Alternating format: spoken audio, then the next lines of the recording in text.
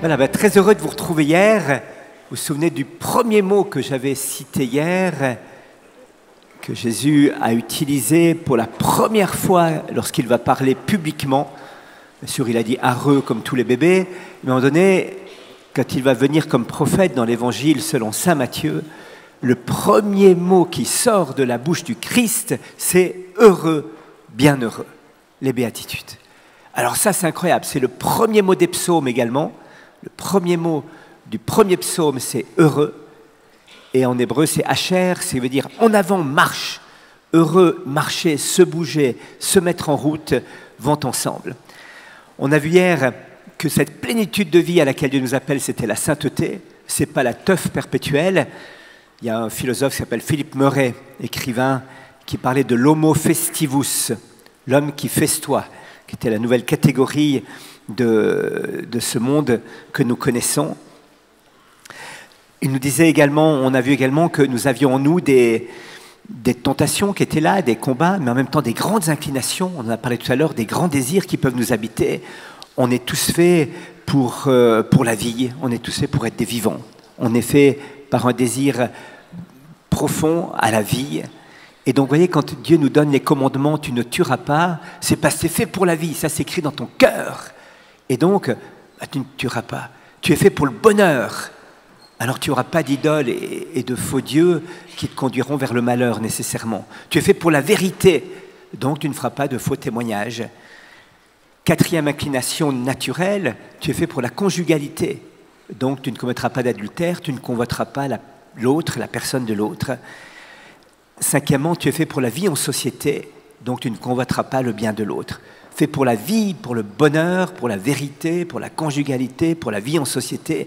Voilà notre être complètement ouvert vers l'autre, livré à la vie en plénitude. Reste qu'on a vu aussi hier que la pauvreté, notre misère, elle nous colle parfois à la peau. Un jour, il y a un peintre qui vient trouver le pape Léon XIII et qui dit « Saint-Père, est-ce que je peux faire croquer votre sainteté ?» Enfin, c'est moi qui rajoute ça, l'histoire est authentique. Alors le pape dit « Allez-y, peignez ma tête si vous voulez ».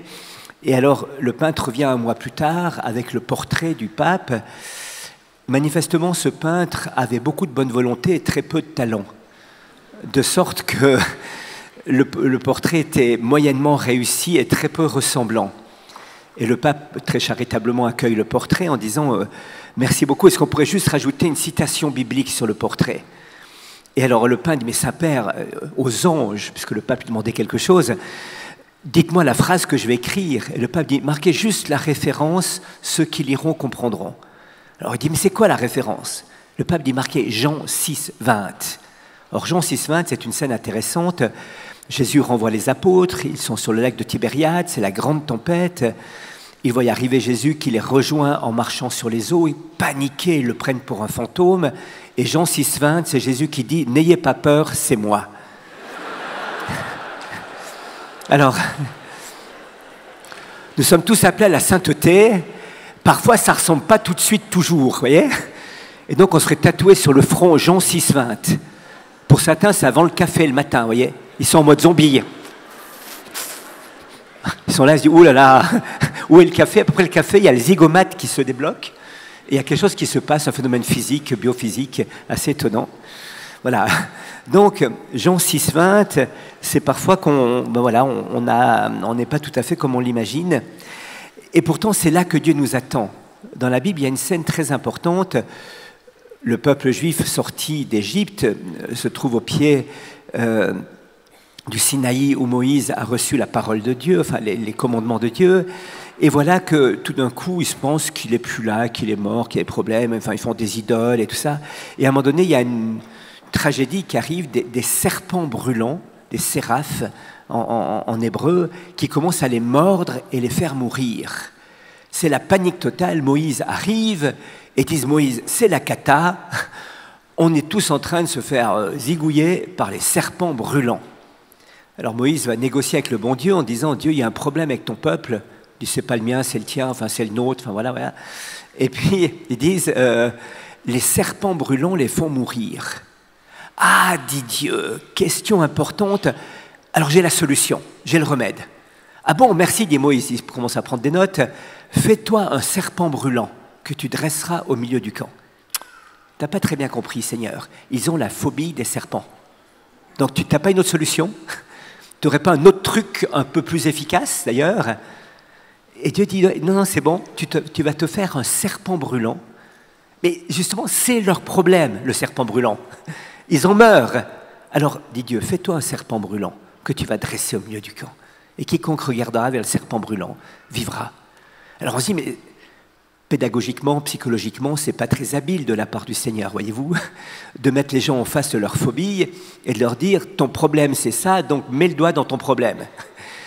Oui, mais c'est très profond, voyez-vous, parce qu'un serpent brûlant sans Dieu fait mourir et un serpent brûlant avec Dieu fait vivre. La grande différence, c'est pas le serpent brûlant, c'est avec Dieu ou sans Dieu. Mon péché, mes difficultés de vie, mes drames existentiels, mes échecs scolaires, ce que vous portez peut-être dans votre cœur en venant ici, sans Dieu est une catastrophe et c'est la ténèbre et la mort. Si vous mettez Dieu là au milieu et que vous regardez ce même problème, cette même difficulté, ce même péché avec Dieu, alors vous rentrez dans la vie. Vous rentrez dans la vie. Voyez-vous? Et la frontière, ce n'est pas le serpent brûlant ou pas de serpent brûlant. La question, c'est avec Dieu ou sans Dieu. Voilà donc ce qu'on a essayé de voir hier, ces choix qu'il va falloir faire, ce chemin qu'il va falloir faire, en acceptant justement notre pauvreté. Je disais que c'était juste le contraire de Nietzsche, dans le catéchisme logique de l'Antéchrist.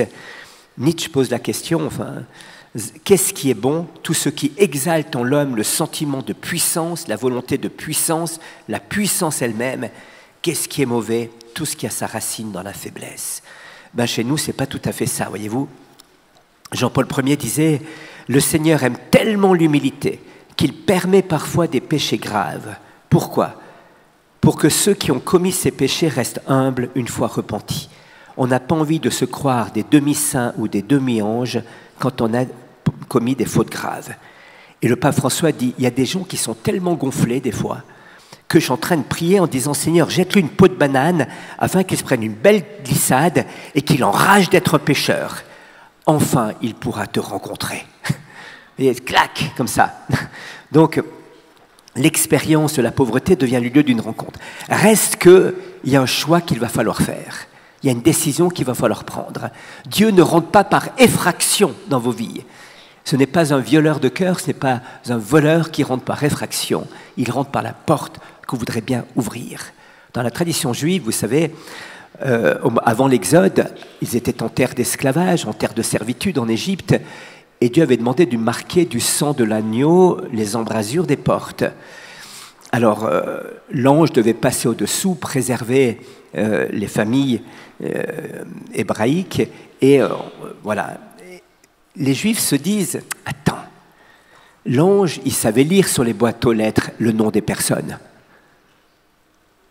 Et donc, il n'y a pas besoin qu'on marque par de signes particuliers les maisons. Pourquoi donc fallait-il marquer du sang de l'agneau les portes des maisons?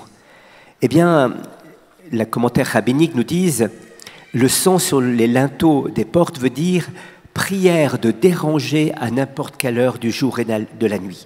Prière de me libérer, de me secouer, de me faire sortir de ma torpeur et de mon confort, de m'amener à n'importe quel prix de la terre de servitude à la terre de liberté. » Donc ce n'est pas « do not disturb », laisse-moi dormir en paix, fous-moi la paix. C'est « donne-moi la paix en me levant, en me dressant, en me faisant sortir de cette terre du péché pour joindre la terre de liberté. » Je ne sais pas comment tu vas t'y prendre, Seigneur. Il y a la mer Rouge devant, il y a Pharaon derrière. Eh bien, je me lève et je marcherai avec toi, car tu es mon Seigneur et mon libérateur. Chaque fois que nous venons communier, nous marquons du sang de l'agneau les portes de notre cœur, voyez-vous. Et on demande à Dieu, Seigneur, eh bien, je t'en supplie, réveille-moi, secoue-moi, donne-moi cette liberté. On appelle ça le choix fondamental, la décision profonde de nos existences. Est-ce que oui ou non, je veux rentrer dans cette logique-là, qui est la logique évangélique? Saint Augustin avait défini un petit peu cette façon de choisir de façon assez caractéristique. Il disait, il y a deux amours dans nos vies, deux amours qui vont faire deux cités. Le premier amour, L'amour de Dieu jusqu'à l'oubli de soi fait Yerushalayim. Jérusalem, la cité de la paix, la cité où Dieu a sa demeure. Et puis, l'amour de soi jusqu'à l'oubli de Dieu et des autres fait Babylone, la cité de la division, de la confusion, de la guerre. Deux amours ont fait deux cités. Et nous sommes sans cesse en train de choisir entre ces deux amours, voyez-vous. À chaque moment, quand on regarde bien, qu'est-ce que le péché? Dans la définition de saint Thomas d'Aquin, c'est le péché consiste à préférer la créature au créateur, et la sainteté consiste à préférer le créateur à la créature. Et d'aimer la créature sous le regard du créateur, voyez-vous. Non pas d'exclure l'un et l'autre, mais d'ordonner nos amours. L'amour de Dieu jusqu'à l'oubli de soi, ce désir ardent d'entrer dans cette logique-là. Dans les expressions de saint Ignace de Loyola, pour celles et ceux d'entre vous qui ont fait les exercices, c'est ce choix qu'il fait au début des exercices des deux étendards. On est des soldats prêts au combat, et donc on va devoir servir sous un étendard, ou l'étendard de Jésus-Christ, la croix du Christ, ou l'étendard du voisin d'en dessous qui conduit à la guéguerre. Dans les mots d'un philosophe qui s'appelle Kierkegaard, il dit une chose intéressante, il dit finalement, notre vie va aussi passer par ce qu'il appelle le baptême du choix. Il dit, il y a trois stades dans nos vies. Un premier stade qui est le stade esthétique. Le stade esthétique, selon les mots de Kierkegaard, c'est le lieu des potentialités, le lieu de l'ouverture au monde. Mais c'est le lieu aussi, je me garde de tout engagement, voyez-vous. Si vous dites, tiens, je suis un sportif d'élite, je suis tous les sports à la télévision, et finalement j'ai envie de pratiquer tous les sports, mais j'en fais aucun, de peur qu'en faisant un, je m'exclue des autres. Ben, vous serez empâté au bout de quelques années, voyez. Vous ne serez pas le sportif que vous entendiez être. Vous engagez dans un sport, exclut bien sûr peut-être la possibilité d'en faire d'autres, en tout cas à haut niveau de compétition, mais au moins vous aurez une condition physique. Eh bien, c'est le deuxième stade dans lequel nous introduit Kierkegaard. Il dit c'est le stade éthique, le stade d'un engagement. Le stade esthétique est le stade du séducteur, de celui qui voit partout des potentialités, qui voit partout des explorations possibles, mais qui ne prend pas de décision, qui ne choisit pas. Et Kierkegaard appelle ça le baptême du choix, le jour où je prends une décision de bâtir ma vie selon une certaine perspective. La sphère éthique, c'est l'immédiateté, c'est l'aujourd'hui, c'est le maintenant. La sphère éthique, c'est celle de l'exigence. Puis il y a une troisième sphère, la sphère religieuse, dit Kierkegaard, le philosophe. Et cette sphère religieuse, eh bien, c'est celle où je me plie à ce que Dieu attend de moi. C'est celle dans laquelle je vais rentrer dans un chemin qui m'est offert. Et c'est celle qui va me conduire à une plénitude de vie. Voilà, où je me regarde sous le regard de Dieu. Donc il y a une décision à faire. Dans nos vies, il y a des décisions. Un jour, un professeur de management visite une grande école française, je ne citerai pas le nom pour préserver les choses, c'est en 3 lettres, vous savez, il y a un E qui commence, ça termine par un A, et il va donner un cours sur le management du temps. Alors tout le monde est dans les starting blocks en disant, ça y est, on va enfin apprendre à manager notre temps. Et le prof arrive avec une belle attaché-caisse, comme ça, assez grand, genre plutôt valise, et tout le monde se dit, sans doute a-t-il le dernier PowerPoint, le machin, télécommande 3D, vous voyez. Et puis le gars sort un gros pot, comme ça, et le met sur le bureau. Les gens sont un peu déconcertés par ce pot, et il commence à prendre des cailloux et met les cailloux dans le pot. Alors, ils disent, bah, marrant. Puis, première question du prof, est-ce que le pot est plein? Ce sont des gens intelligents, vous savez, donc ils réfléchissent. Alors, certains disent oui, non, le vide et tout ça. Il prend du gravier qu'il avait dans sa valise, heureusement, il verse dedans, il remplit, il dit, est-ce que c'est plein maintenant? Et certains disent oui, non. Et la plupart arrivent quand même à la conclusion que non, c'est pas plein. Il dit, vous avez raison, il prend du sable, il met le sable à l'intérieur, ça glisse entre les interstices du gravier, des cailloux. Il dit, est-ce que c'est plein? Non. Il prend de l'eau, il dit, effectivement, vous avez raison, il remplit à bord avec de l'eau.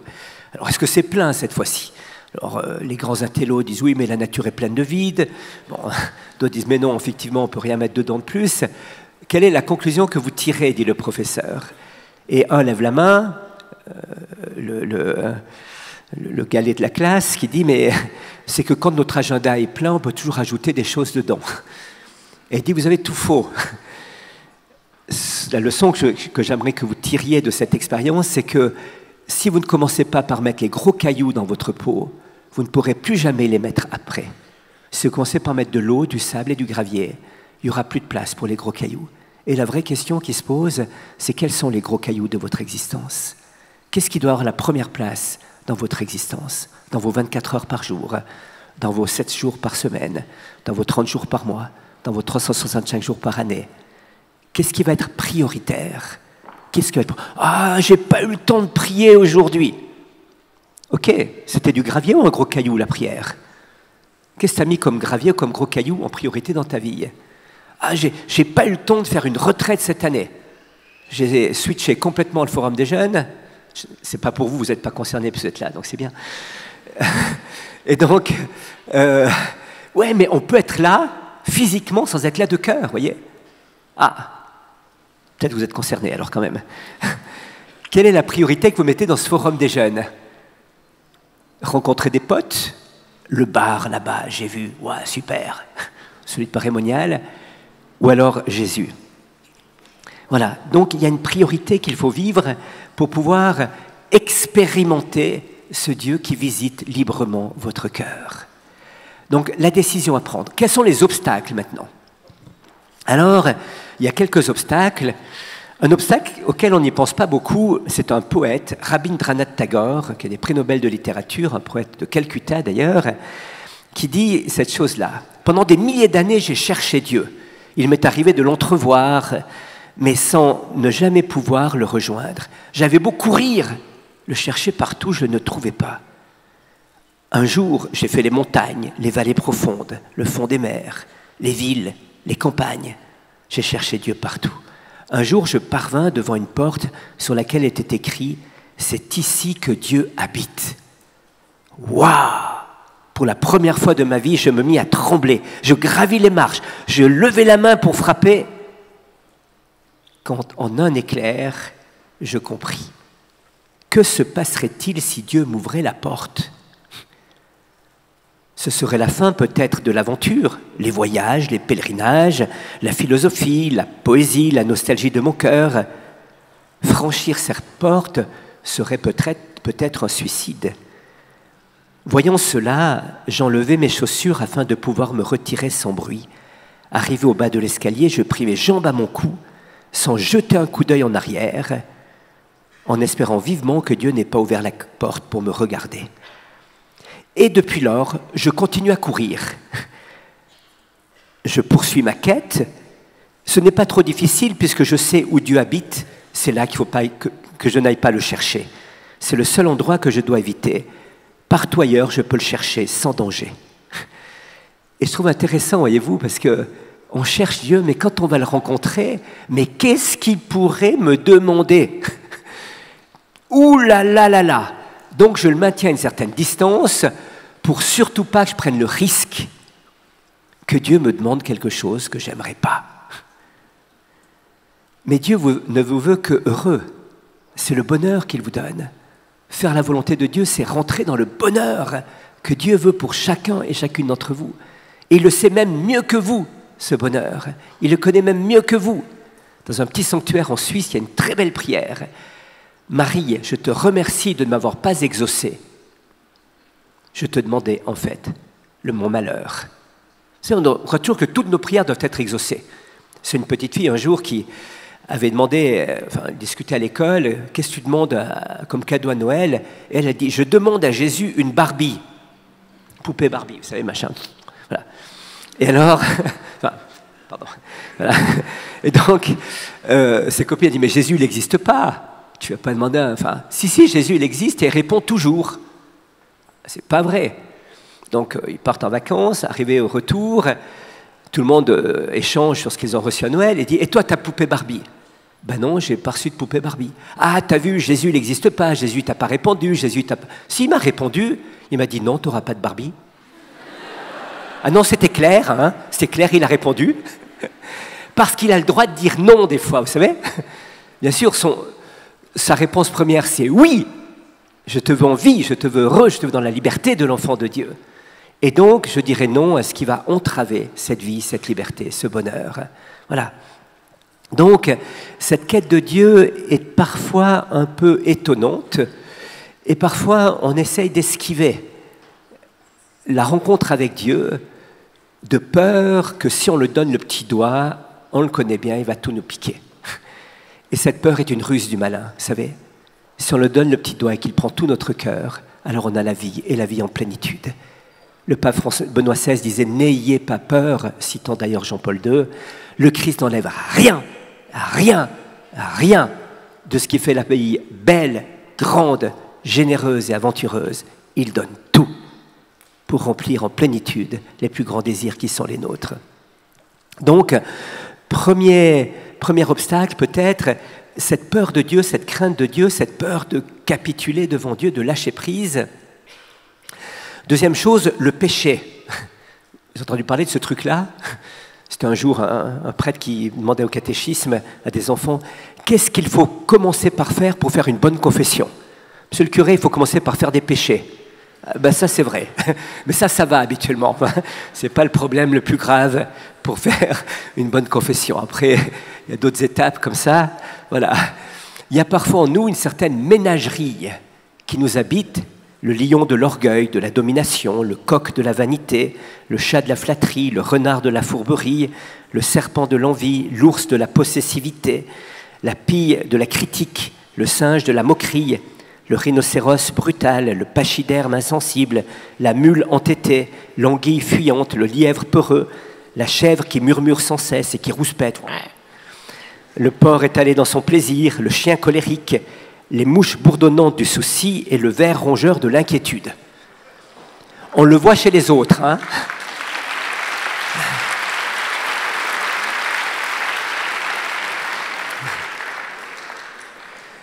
Eh bien, il y a une parole lumineuse, Jean 1, 29, « Voici l'agneau de Dieu qui enlève le péché du monde. » Ah, génial! On a trouvé la petite bête qui dompte toutes les autres. L'agneau de Dieu qui enlève le péché du monde. L'agneau de Dieu qui est capable d'ordonner toutes ces passions, ces tendances qui sont en nous et qui peut nous conduire à blesser l'autre, à blesser Dieu et à se blesser soi-même. Voilà, donc un travail à faire de ce côté-là pour identifier ces petites bêtes qui m'habitent, qui me squattent, pour laisser l'agneau de Dieu, qui est doux et humble de cœur, régner dans mon cœur et dans ma vie. Troisième obstacle peut-être à ce chemin du royaume en moi, la peur. Peur du regard des autres, peur de sortir des sentiers battus, peur du qu'en dira-t-on, peur de moi-même parfois. On peut se faire peur. Mais qu'est-ce que je vais faire? Mais quand je vois ce que... C'est en Suisse on dit quand on voit ce qu'on voit et qu'on sait ce qu'on sait, on a raison de penser ce qu'on pense.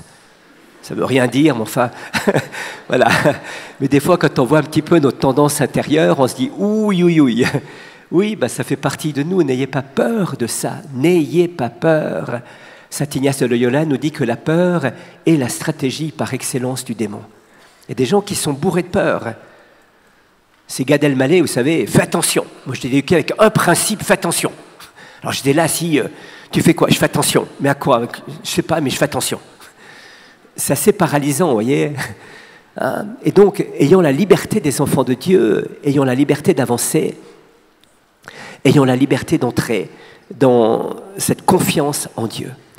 Un autre point qui est aussi important aujourd'hui, c'est le pape François qui insiste beaucoup là-dessus, la mondanité spirituelle. Qu'est-ce que la mondanité spirituelle? Il dit, les démons, souvent, entrent en sourdine, sans trop se faire remarquer à première vue. Ils commencent à faire partie de la vie, avec leurs idées, leurs inspirations. Ils aident cet homme à mieux vivre.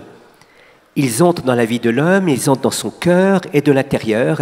Ils commencent à changer cet homme, mais tranquillement, sans faire de bruit. C'est le confort, c'est l'installation. Ce mode est différent de la possession diabolique. Ceci est un peu une possession diabolique de salon, dit le pape. Et c'est ce que le diable fait lentement dans notre vie. Le consumérisme hédoniste, le plaisir, peut nous jouer un mauvais tour Parce qu'avec l'obsession de passer du bon temps, nous finissons par être excessivement axés sur nous-mêmes, sur nos droits et sur la hantise d'avoir du temps libre pour se réjouir. La consommation de l'information superficielle, les formes de communication rapides et virtuelles peuvent également être un facteur d'abrutissement qui nous enlève tout notre temps et nous éloigne de la chair souffrante des frères et sœurs. Au milieu de ce tourbillon actuel, l'Évangile vient résonner de nouveau pour nous offrir une vie différente, plus saine et plus heureuse. Et il appelle ça la mondanité spirituelle, qui est une vie de routine, contente, où on se contente de la normalité, sans élan, sans enthousiasme, en ayant perdu la ferveur du premier amour. Alors, dit-il, on prend des distances avec l'amour, non pas par méchanceté, mais parce qu'on préfère ce qui est à soi, les sécurités, l'auto-affirmation, les commodités. Il disait à Cracovie, ce sont les chrétiens de salon qui préfèrent le sofa, le canapé, à la vie d'aventure. Voyez ? Et donc ça, c'est aussi un piège, parce qu'on est endormi, on est anesthésié. Vous savez, en grec, la résurrection se dit anastasia. Et les chrétiens doivent être des anastasiés, des ressuscités, des mis debout, et non pas des anesthésiés. Vous voyez, il y a distinction entre anastasié, mis debout, en route pour marcher avec Dieu, et anesthésié, comme ça. Il y a des esquives aussi que l'on peut avoir avec Jésus dans cette mondanité spirituelle. C'est parfois l'esprit du monde aussi, qui nous fait perdre le sens du réel. On raconte qu'un jour, il y avait un paysan avec son troupeau de moutons qui était sur une prairie. Il va arriver un mec, Porsche Cayenne, Turbo S, triptonique, customisé, complet Armani, chaussures Gucci, lunettes Ray-Ban, cravate Hermès. Il sort de sa voiture et il arrive vers le paysan et dit « Et si je vous dis le nombre exact de moutons que vous avez, est-ce que vous m'en donnez un ?» Le paysan dit « Allez-y si c'est votre trip. » Alors il sort son ordinateur portable, téléphone satellitaire, il se branche sur un satellite, prend une photo du troupeau de moutons, il a un logiciel de scannage et de dénombrement, il met en route son logiciel, données Excel, tableau, vous avez 1586 moutons. Le paysan dit « Bien joué, c'est exact, alors prenez-en un. » Alors le type fait son choix, en chope un, le met dans le coffre de la Porsche Cayenne, ferme le coffre et va pour partir. Et le paysan dit « Et si je dis le métier que vous faites, est-ce que vous me rendez mon mouton, ma bête ?» Puis il le dit « Écoutez, dites-moi, vous êtes diplômé ingénieur qualité, vous faites des audits. » « Ah bon, dit le berger, dit le gars, comment vous savez ? Mais c'est facile, vous débarquez ici alors que personne ne vous l'a demandé, vous voulez être payé pour avoir répondu à une question dont je connaissais déjà par avance la réponse et dont tout le monde s'en fout, et manifestement, vous ne connaissez rien à mon métier. Maintenant, attendez, c'est pas tout. Maintenant, rendez-moi mon chien.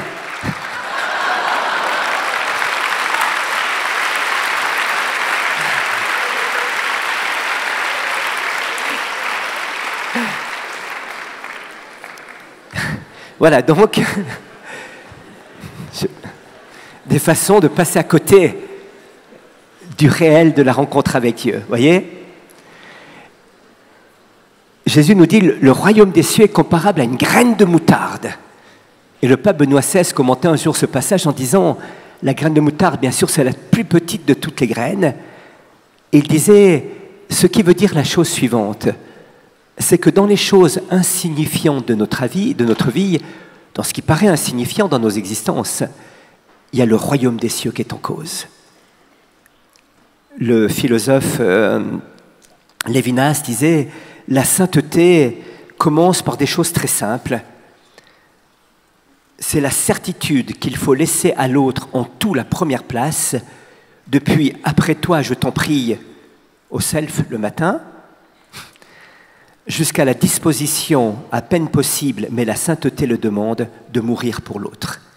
Donc, chaque fois, dans les petits détails de nos vies, dans les petits choix de notre vie, depuis le lever le matin jusqu'au coucher le soir, et même jusqu'à notre nuit, il y a le royaume des cieux qui est en cause. Et ce qui paraît insignifiant, graine de moutarde, eh bien, engage le royaume des cieux par le poids d'amour et le poids de liberté que je mets dans ce que je fais.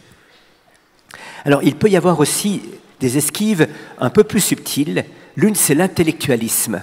On a dit un mot hier, c'était Benoît XVI qui disait que la plus grande crainte qu'il avait à la fin de sa vie, c'était l'intellectualisation de la foi.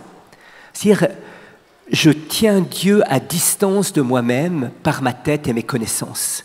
Je peux connaître un tas de choses sur Dieu, je peux avoir un certain nombre de connaissances de lui, mais c'est une façon d'éviter de toucher sa chair blessée, de me laisser mettre en route, bouger par cette chair qui est là. Voyez-vous, j'étais un jour à l'Arche de Jean Vanier, à Rome, quand je travaillais au Vatican encore, et il y avait un monsignore de la curie romaine qui nous visitait l'Arche pour la première fois. On était au repas le soir, il y avait Bernadette qui était là, responsable de l'Arche depuis une douzaine d'années, qui connaissait tous les pensionnaires et qui donnait sa vie pour le service des plus pauvres. Et alors c'est intéressant parce que le Monsignore, le soir, nous fait un cours ex-cathédrale sur la spiritualité de Jean Vanier, le fondateur de l'Arche.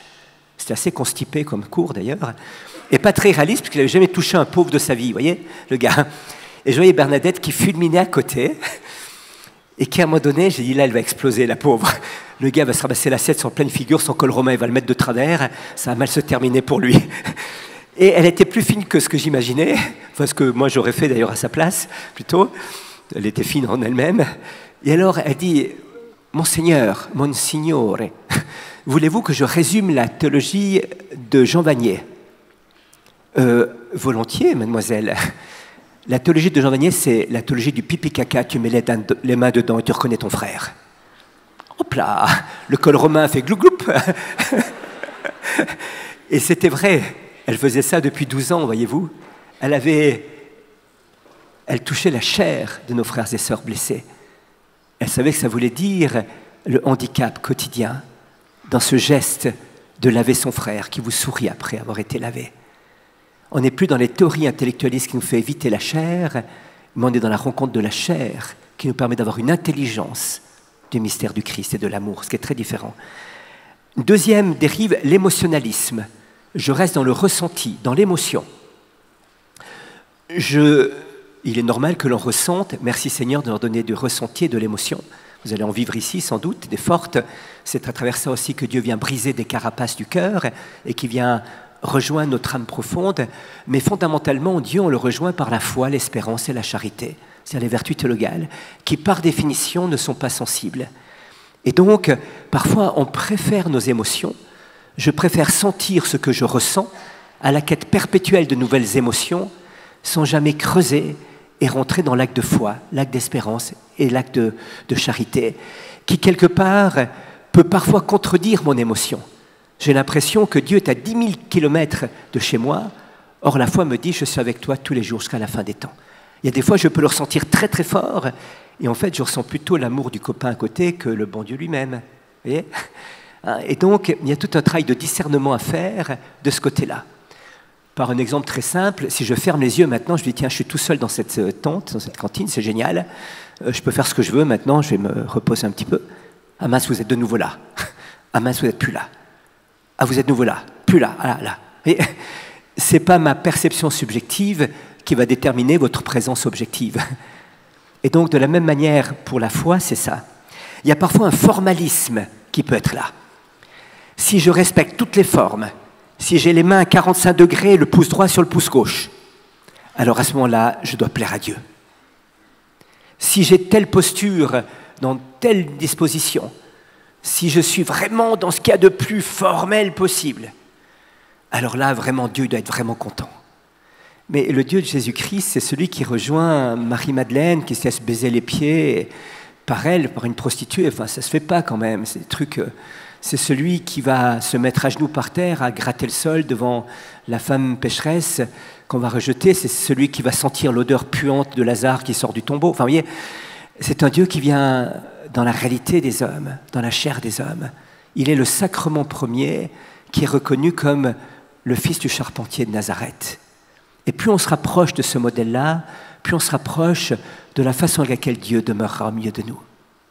Il y a parfois une recherche aujourd'hui assez forte d'identité, de sécurité à travers des formes qui sont une manière d'esquiver Dieu aussi et de ne pas se laisser toucher par lui dans la pauvreté de ce que je suis.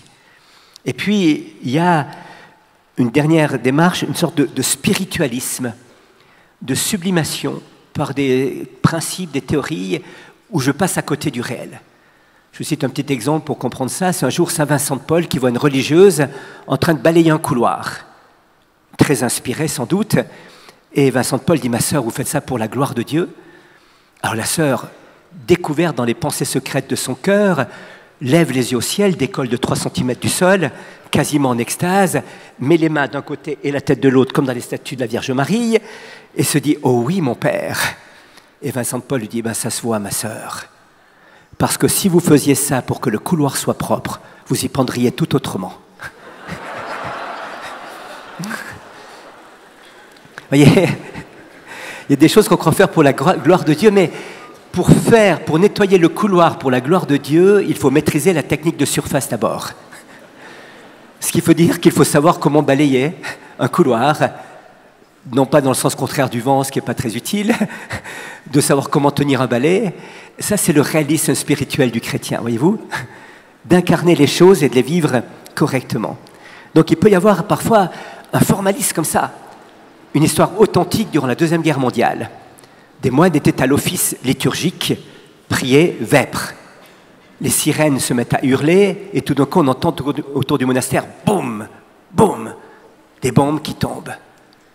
Un vieux moine dit « Mes frères, arrêtons l'office, mettons-nous à prier !»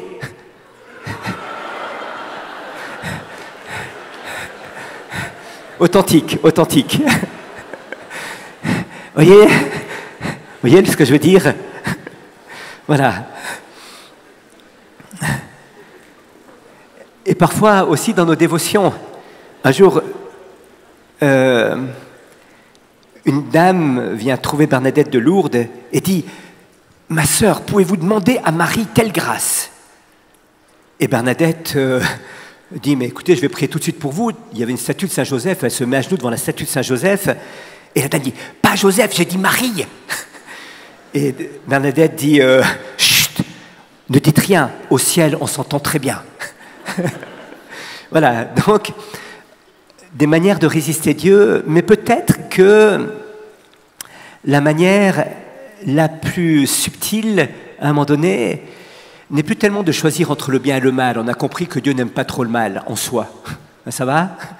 Il est plutôt contre le péché, vous avez remarqué? Donc il est plutôt pour le bien. Ce qui devient plus subtil, c'est dans la finesse du bien que je fais. Et le malin, à un moment donné, va nous tenter entre des biens différents. Non plus de faire entre le mal et le bien, ce qu'on a compris, même si on le fait toujours, on sait que ce n'est pas génial. Bref, la miséricorde de Dieu est là et nous donne d'avancer à travers cette pédagogie, mais parfois c'est entre deux biens qu'il faut choisir.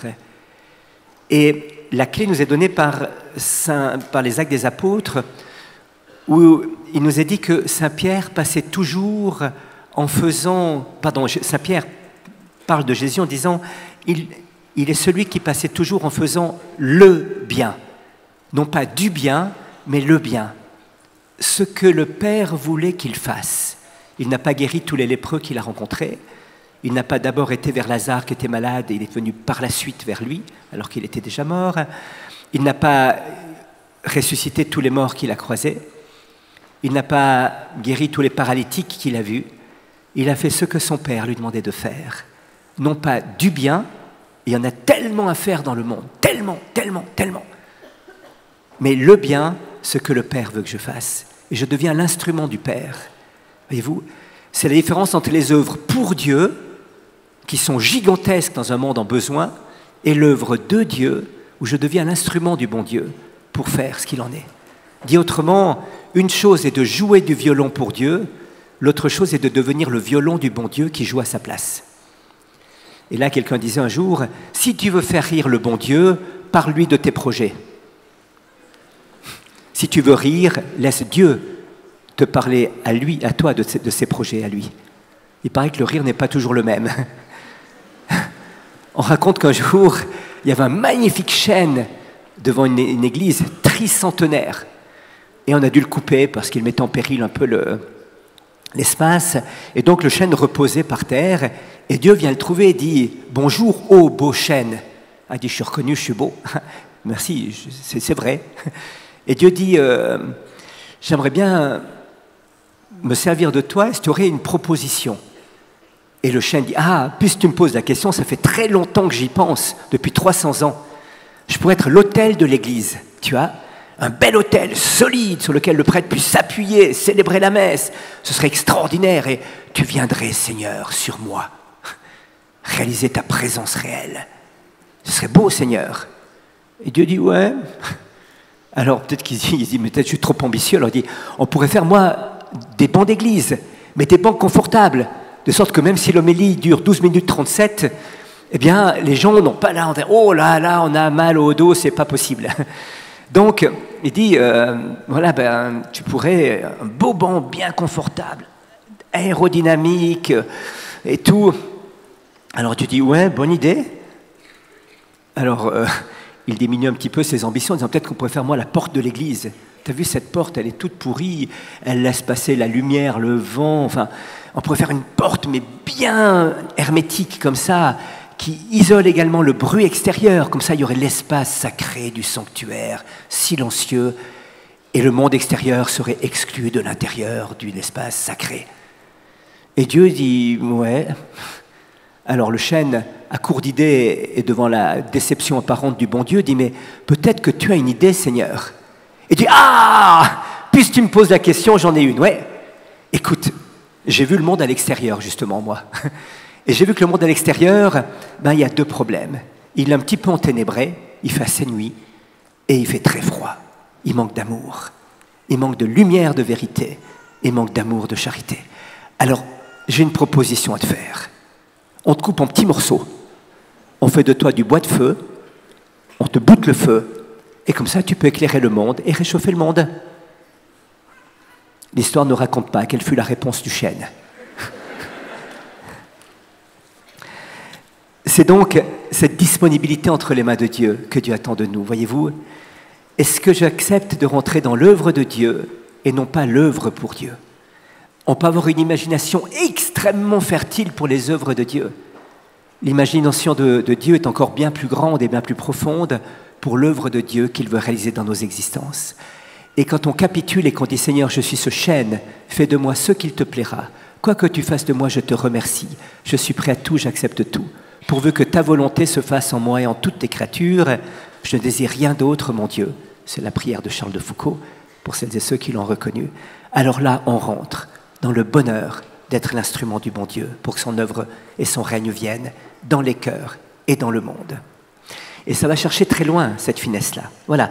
Pour cela, eh bien, une réponse. Vous allez apprendre un nouveau mot hébreu, vous en connaissez en tout cas tous un, c'est « amen », qui veut dire c'est solide, c'est le roc, c'est solide. Il y a un autre mot hébreu, c'est « inéni ». Ça va? C'est simple, on essaie de le faire ensemble, « inéni ». Vous avez raison de le dire lentement, parce que vous ne savez pas ce que ça veut dire. Je vais vous le dire, vous pourrez le dire après fortement. Ça veut dire « me voici ». Me voici. Inéni. On est prêts? On le fait ensemble? Inéni. Allez-y, à vous. Ah, bravo. Me voici. C'est la réponse que Dieu attend. C'est la réponse de Samuel. C'est la réponse des prophètes. C'est la réponse de Marie. Me voici.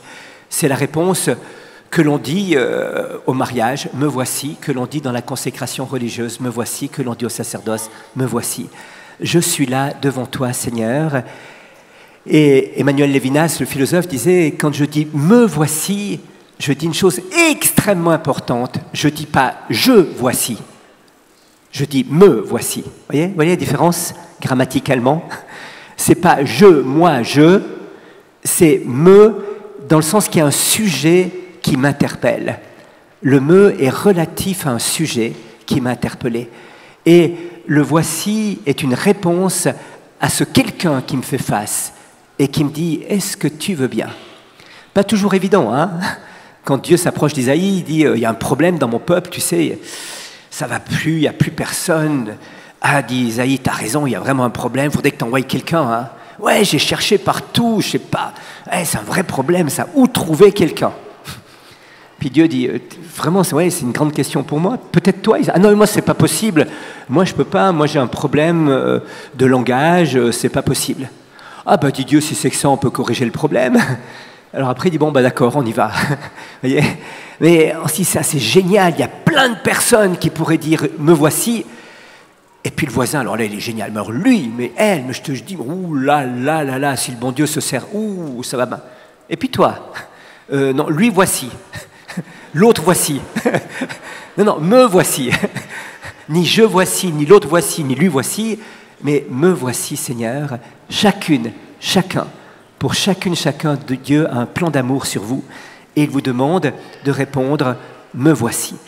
C'est ainsi que je vais pouvoir, avec ce courage, entrer dans la vie de Dieu. C'est Jean-Paul II à Fatima, n'ayez pas peur, chers enfants, n'ayez pas peur. Allez-y, donnez-vous au Christ. Et n'ayez pas peur aussi du monde dans lequel nous vivons. Ce n'est pas un monde ancien qui meurt, c'est un monde nouveau qui commence. Il y a un mot qu'utilise beaucoup le pape François, c'est du grec cette fois-ci, c'est le mot parésia. La parésia, c'est une parole de courage, une attitude de courage, une attitude de détermination. Il dit c'est le sceau de l'Esprit Saint qui marque l'authenticité de l'annonce. Je suis conscient des difficultés, je suis conscient des épreuves, mais j'avance. Et le pape François rajoute, Dieu n'a pas peur, il n'a pas peur, il va toujours au-delà de nos schémas et ne craint pas les périphéries. Jésus nous devance dans le cœur de ce frère, dans sa chair blessée, dans sa vie opprimée, dans son âme obscurcie, il est déjà là. N'ayez pas peur d'aller rencontrer le Christ.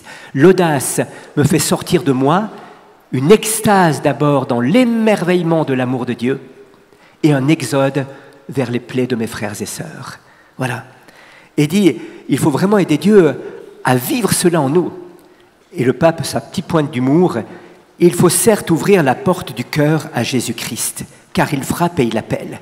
Mais parfois, dit le pape François, je me demande si, à cause de l'air irrespirable de notre autoréférentialité, Jésus n'était pas déjà en nous, frappant en nous disant « mais laisse-moi sortir de toi, ça pue à l'intérieur ». Donc, voilà, ça c'est le petit humour du pape François, en disant voilà, laissons le Christ prendre en main nos existences, laissons le Christ venir en nous. Je vais ainsi devenir moi-même, me personnaliser. Vous voyez, il y a deux tentations, on a deux dimensions dans l'être humain, une dimension d'intériorité, cette unité intérieure que je cherche à bâtir, et la dimension de relationnalité, d'ouverture à l'autre. Les deux sont fonction l'une de l'autre. Plus je manque d'intériorité, plus l'autre étranger, différent, me fait peur. La grande peur de l'étranger aujourd'hui, la grande peur de l'autre comme différent dans notre civilisation, notre culture, c'est un manque d'intériorité. Un arbre qui n'a pas de racines se sent menacé par le moindre coup de vent ou la petite brise. Un arbre qui a des racines n'a pas crainte des orages et des tempêtes, voyez-vous. Rien ne peut nous déstabiliser. Et alors, la caricature de l'intériorité, ce serait la singularité. Je me singularise. Je mets 3 piercings, une crête, et là je suis différent des autres. Il n'y a pas d'eux qui ont la crête rouge, violette, rouge, orange comme moi. Je suis vraiment unique au monde. C'est pas tout à fait ça qui fait que tu es unique au monde, vous voyez ? Et puis, la tentation dans la relationnalité de rester unique et soi-même, eh bien, la caricature, ce serait le mimétisme. J'essaie d'imiter les autres, de faire comme les autres. Et ce que Dieu veut faire en nous, c'est à la fois nous intérioriser et faire, parce que nous sommes profondément intériorisés, des êtres capables de relationnalité. La seule manière de le faire, c'est de se laisser saisir par le Christ, d'accueillir le Christ totalement dans nos existences, voyez-vous. C'est un jour 3 filles qui étaient devant la devanture d'une bijouterie et une admirait les diamants qui étaient là. Il y avait le collier, il y avait le petit diadème, il y avait la bague. Waouh, si je pouvais me payer ça. Et elle dit, moi c'est plutôt les émeraudes, le verre qui me va bien. Le collier, le bracelet, le petit machin ici, là et tout. Voilà. Et puis le piercing au nombril. Et donc, ça, ce serait génial. Et la troisième ne disait rien. Elle dit, et toi, qu'est-ce que tu aimerais? Qu'est-ce que tu aimerais? Qu'est-ce qui te fait plaisir? Et la troisième dit, je songe à épouser le fils du bijoutier. Comme ça, tout le magasin est à elle, vous voyez? Eh bien, nous avons épousé au baptême le fils du patron, il s'appelle Jésus. Et toutes les grâces du Père nous sont données par le Christ. Voilà, donc n'ayez pas peur de cela. N'ayez pas peur de placer Jésus au centre de vos existences, de penser à lui, de faire les choix de vie, d'avancer chaque jour en lui parlant. Jésus, tu es là, je sais que tu m'aimes, je sais que tu es avec moi. N'ayez pas peur, il n'y a pas de risque d'obsession. Un jour, des psychiatres sont venus voir Padre Pio. Vous savez, Padre Pio était ce prêtre italien qui avait eu des stigmates. Et la conclusion du rapport psychiatrique disait la chose suivante. À force de penser à Jésus crucifié, il lui a poussé des stigmates. Phénomène de psychosomatisation un peu tragique, comme ça. Alors le frère vient donner les résultats du rapport médical à Padre Pio, qui éclate de rire. Le frère tirait la gueule, le pauvre. Padre Pio éclate de rire et dit, dites à ce médecin qu'il pense pendant 6 mois à un bœuf, on verra s'il lui pousse des cornes. Donc, aucune crainte comme ça. Allez-y. Et Dieu veut se servir de vous. Ça, c'est aussi la chose importante pour bâtir la civilisation de l'amour, pour bâtir un monde nouveau, pour l'audace de ce monde que Dieu veut faire naître aujourd'hui de l'Évangile, de la fraîcheur de l'Évangile, de l'actualité de l'Évangile, de la jeunesse de l'Évangile. Dieu veut chacune et chacun d'entre vous.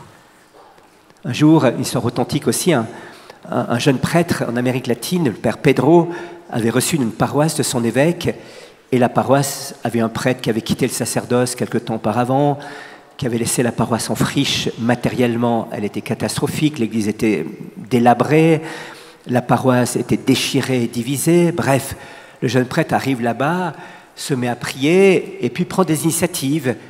Il invite tous ceux qui ont un petit peu la main artisanale de restaurer l'église. Il fait une chorale, il institue les servants de messe. Bref, au bout de 2 ans, la paroisse est renouvelée. Et l'évêque, qui voulait souligner le travail de ce prêtre et l'énergie qu'il avait mis à renouveler la paroisse, voulait donner en exemple ce prêtre aux autres prêtres, mais finalement il disait qu'il ne faudrait pas qu'il en tire orgueil, c'est un jeune prêtre. Donc il a trouvé la formule idéale. Mes chers frères, j'aimerais relever ici le travail extraordinaire qu'a fait l'Esprit Saint dans la paroisse du Père Pedro. Et le Père Pedro lève la main et dit « Monseigneur, j'aurais aimé que vous voyiez l'état de la paroisse quand l'Esprit Saint travaillait tout seul. »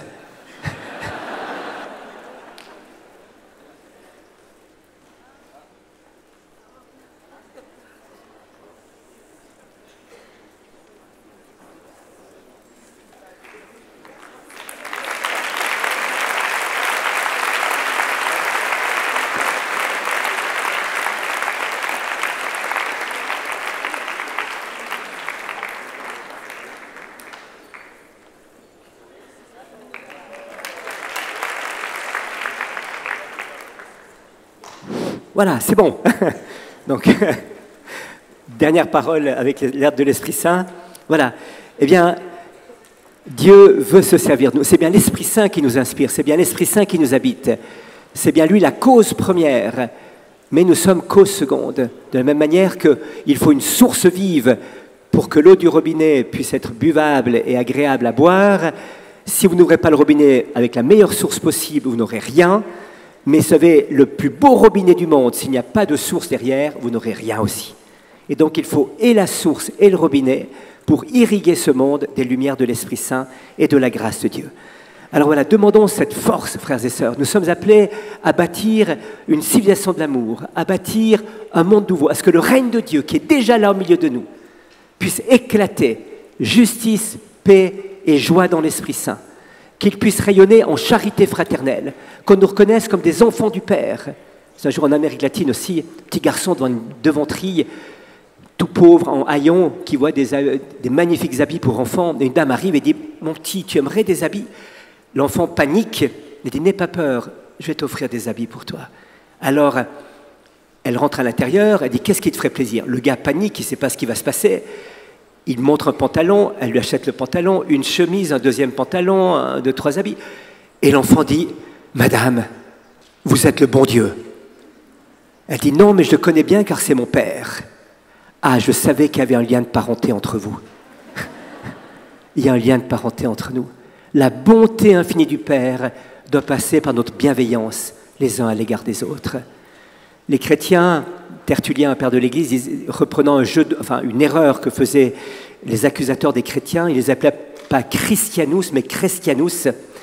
Christianus, il disait très volontiers Christianus, ça vient de Christos en Grèce, en grec, pardon, la bonté. Vous êtes la manifestation de la bonté du Père pour les hommes, comme le Christ était la manifestation de la bonté du Père pour chacun et chacune d'entre nous.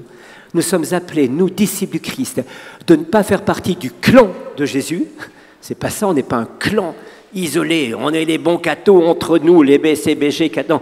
On est les disciples du Christ et on manifeste, comme le Christ, la bonté du Père à l'égard de chacune et de chacun.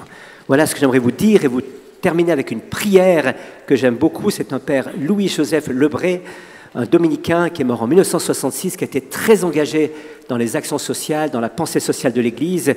C'est lui qui a inspiré une grande encyclique du pape Paul VI, Populorum Progressio, le progrès des peuples, le développement des peuples, qui était vraiment un cri que l'ONU a adopté immédiatement comme étant la parole prophétique dans un monde d'injustice pour que la paix et la justice reviennent.